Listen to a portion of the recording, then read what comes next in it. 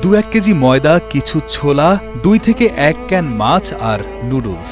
সামান্য এই খাবার নিয়ে হতাশা প্রকাশ করলেন এক 3 সন্তানের জননী অসহায় ফিলিস্তিনি মা। এটা দিয়ে আমি কি করব? বাচ্চারা কি এটা এভাবেই খাবে? এটা স্বাস্থ্যকর নয়। এক সময় শিশুরা ডিম, মাংস আর ফল খেত, এখন তারা সেগুলো ভুলেই গিয়েছে। শিশুরা ধীরে ধীরে কঙ্কালসার হয়ে যাচ্ছে, তাদের মুখের রং ফ্যাকাশে, যেন শরীর থেকে সব জীবনী শক্তি শুষে নেওয়া হয়েছে। এই অপমান যথেষ্ট হয়েছে। সামান্য এই খাবারের জন্য এত কষ্ট, এত দুর্দশা, এর কোনো মানে হয় না। গাজার আকাশে বিমান ঘুরছে আর সেখান থেকে নামছে ত্রাণের পার্সেল, কিন্তু সেই পার্সেল হাতে পেয়েও স্বস্তির বদলে হতাশা প্রকাশ করেছেন অসংখ্য মানুষ।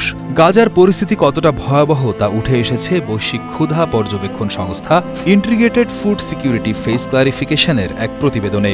গত 29 জুলাই প্রকাশিত ওই প্রতিবেদনে বলা হয়, গাজায় দুর্ভিক্ষ পরিস্থিতি তৈরি হয়েছে, সেখানে শিশুদের অপুষ্টির হার লাফিয়ে বাড়ছে।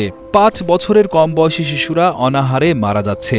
আইপিসির তথ্য অনুযায়ী এপ্রিল থেকে জুলাই মাসের মাঝামাঝি সময়ে 20,000-এরও বেশি শিশু মারাত্মক অপুষ্টি নিয়ে হাসপাতালে ভর্তি হয়েছে।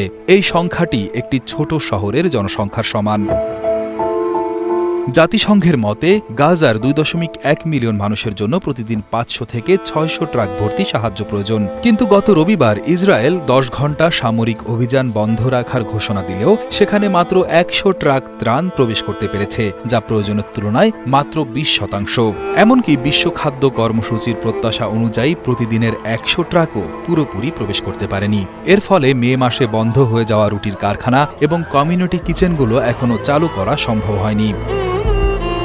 বিমান থেকে ফেলা ত্রাণ একদিকে যেমন অত্যন্ত ব্যয়বহুল, অন্যদিকে এর বিতরণও সম্পূর্ণ অব্যবস্থাপনার শিকার।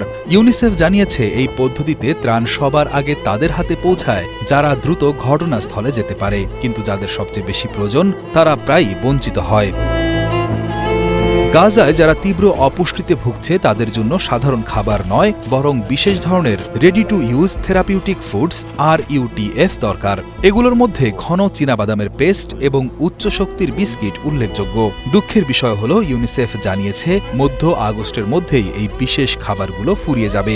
এমনকি শিশুদের জন্য প্রয়োজনীয় অ্যান্টিবায়োটিকও কমে আসছে। শিশুদের পূর্ণ সুস্থতার জন্য ফল, সবজি এবং মাংসের মতো পুষ্টিকর খাবারের দীর্ঘমেয়াদী সরবরাহ নিশ্চিত করা জরুরি, আর এজন্য বাণিজ্যিক সরবরাহের পথ আবার খুলে দেওয়া আবশ্যক।